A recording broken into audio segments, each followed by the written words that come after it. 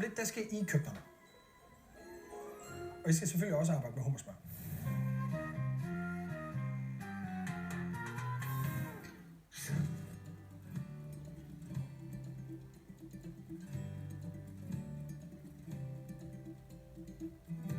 Så er det jeres tur til at vise, at I har lyttet godt efter, og at I er kreative med en råvare, I aldrig har arbejdet med før. Fordi vi har nemlig placeret hummersmør, hummervalle i jeres køkkener. Desuden så har vi åbnet spiskammeret. Der ligger også friske hummer dernede til jer, hvis I har lyst til at gå den vej. I hvert fald så skal I lave en smuk og velsmagende ret med hummersmør. Jeg har aldrig arbejdet med hummer før, så spændende. Skal du nok få markedet et eller andet sammen. I skal bruge hummersmøret. Men I må også gerne bruge vallen og hummeren. Den, der laver den bedste ret, går direkte videre til onsdag, og kan altså nyde resten af dagen over fra balkonen. Der skal kæmpes med næb og klør. I får 45 minutter til at lave jeres ret. Tiden starter nu.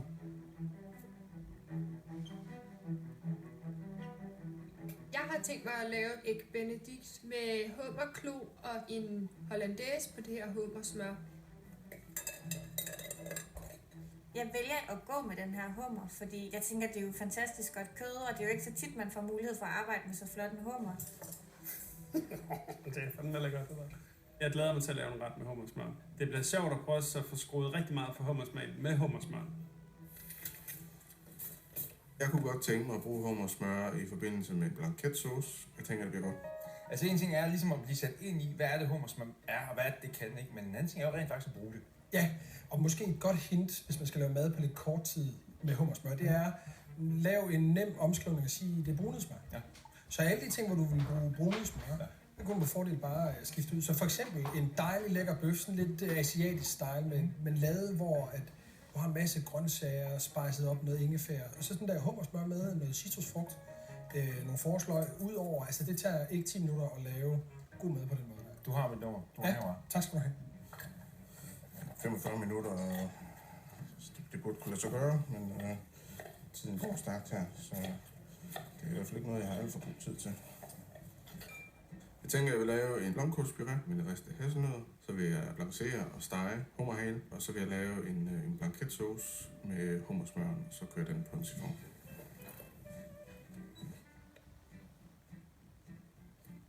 Jeg har valgt at gå med en kartoffelkugle med hummersmør og en hummerhale, og så vil jeg lave en blanketsauce på den her vælge. Jeg tænker, det er en helt vildt god udfordring, at vi har fået den her, hummersmør. Det smager jo helt vildt godt, så, men jeg synes, det er en svær udfordring.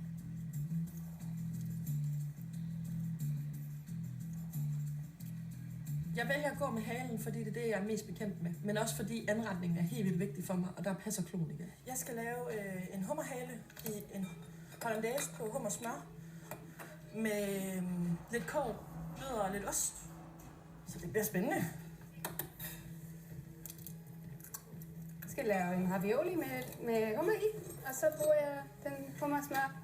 Det vender den i til sidst. Det allerførste, jeg gør, det er at starte pastadejen. Den skal have tid til at hvile, så jeg kan arbejde med den, når den får den elasticitet, jeg vil gerne have.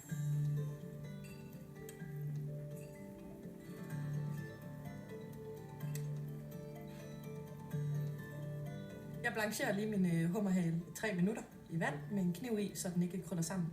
Kommer den i isvand, og så skal den lige steges af på panden.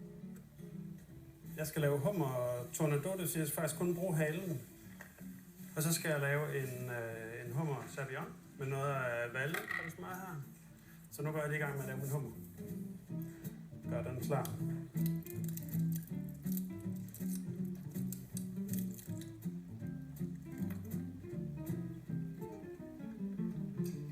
Det er jo lidt nervepirrende alligevel ved at skulle lave den her blanketsauce. Det er jo en fond, jeg skal lave ud af noget, som jeg faktisk ikke har arbejdet med før. Hasselnødderne, de skal i restationen, 10 minutter, 180 grader, skallerne af, og så de hakkeskruft. Jeg sætter ret hurtigt noget hvidvin over med noget hummervalle. Jeg vælger at lave savion sauce, fordi man kan virkelig skrue op for smagen, fordi den er så luftig.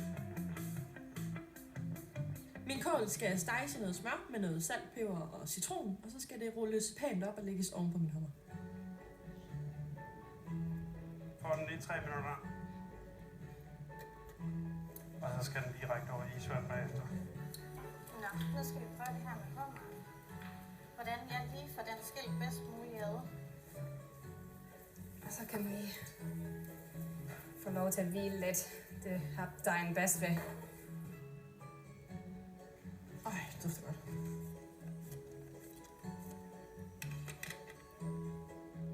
Der er gået et kvarter nu. I har 30 minutter tilbage i køkkenet. Ja, tak. Jeg vil ikke sige, at jeg har sådan et helt køligt overblik lige nu.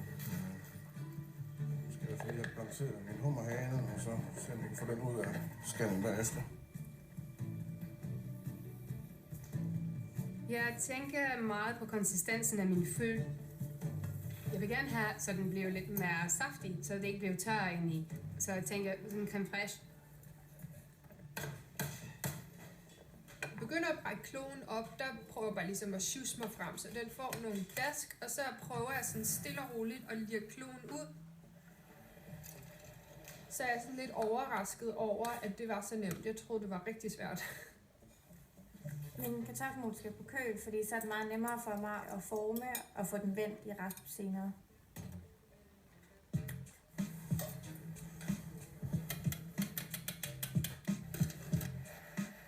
Jeg er lige ved at lancere de her grøntsager, som består af det er glaseret i noget hummersmør bagefter.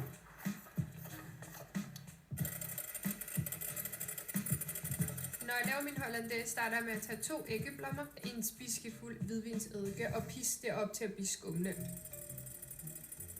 Nu begynder jeg så at hælde det her hummersmør i, mens jeg pisker med piskeriset. Og det her hummersmør, det tager sig en lille smule anderledes end klaret smør gør. Det minder mere i konsistens om en varm mayonnaise. Så gik der sørme et kvarter mere, det vil sige, at I har 15 minutter tilbage i køkkenet.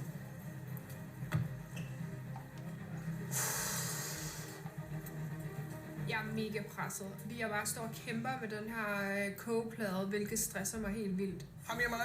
Hej. Hvad så spillerne? Jeg kan ikke få den her op. Ved du hvad, jeg har et godt råd. Det er altid super vigtigt i køkkenet at have... Ja, men der var Helt åbent rent. indtil for et øjeblik siden. Ja, det kender jeg det godt. Så lige nu så løber det hele fra af. Jeg tror, det der med en våd klud, det vil hjælpe. Jeg tænker bare, fuck, jeg får ikke noget på tallerkenen.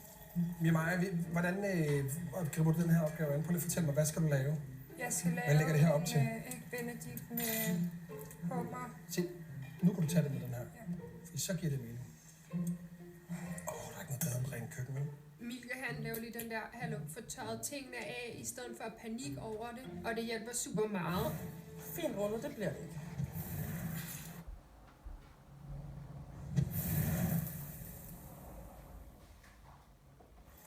Mia Maja, hvordan griber du den her opgave an? Prøv lige at fortælle mig, hvad skal du lave?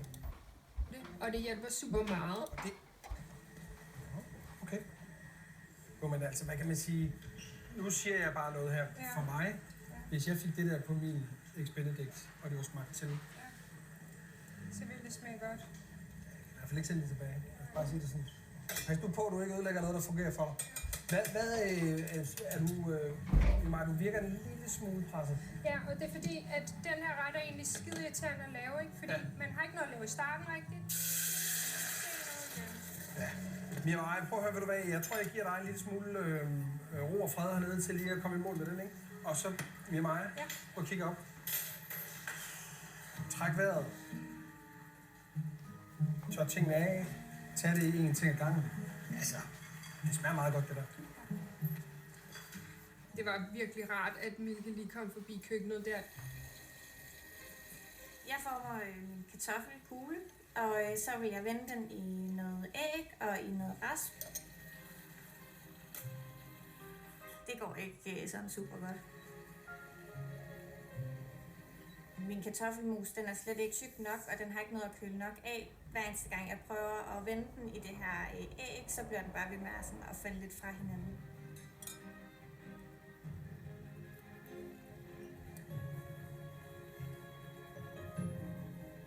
Pasta dig. Jeg er faktisk ret glad for den farve, den har, og den kommer glat ud. Min kartoffelkugle er blevet god. Jeg er overrasket over, hvor pæn den første kugle, jeg faktisk får lavet, er.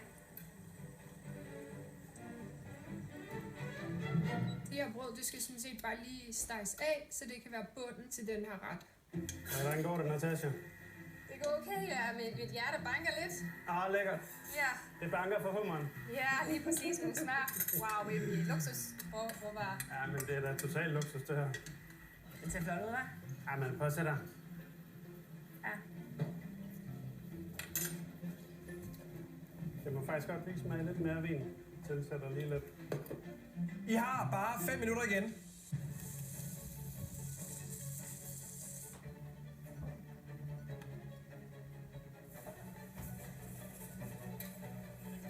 Hvor længe du synes satan her skal have? Hvordan har du det? Er du lidt god? Min blanketsauce, jeg kunne godt have tænkt mig mere tid til at smage den til. Jeg har bare ikke mere tid. Jeg skal have den her op på en 1065. Jeg tager mine ravioli op af vandet. De ser okay ud. Jeg tænker, at det kan godt være, at de bliver lidt tørre, men ideen er, at jeg ruller dem i den smør. Jeg tænker, at hvis jeg lige får dem vand i det der, så måske får de en lille smule farve også. Bare lige hurtigt. Er det for varmt måske?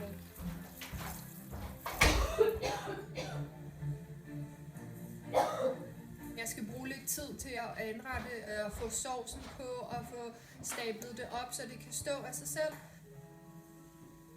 Det er mega vigtigt, at maden ser appetitligt ud, og for mig betyder det bare sindssygt meget. De sidste 2 minutter er i gang. Fint rullet, det bliver det ikke. Det bliver sådan set overhovedet ikke rullet. Lad nu være med at bruge tid på det her menneske. Det er dumt. Nu skal jeg stikke det her stykke hummer her. Men jeg ved også, at det skal steges altså måske under et minut, så jeg kan sagtens nå det, fordi jeg har faktisk lavet alt andet på allerede. 60 sekunder. Ej, hvor jeg ryster.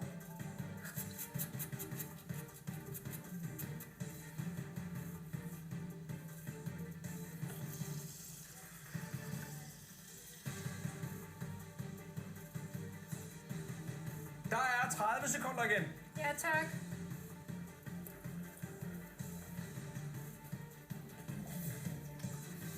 Nå godt. 10, 9, 8, 7, 6, 5, 4, 3, 2, 1. 30 ud af jeres køkkener.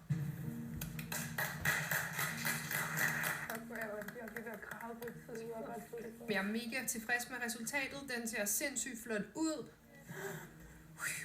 Nej! Så? Hvad har du lavet ikke? Ikke noget med væltet. Den er lige væltet. Jeg har kæmpet så meget for at få det her til at ende med den ret, det er. Men nu ligner det bare lort og lavkage.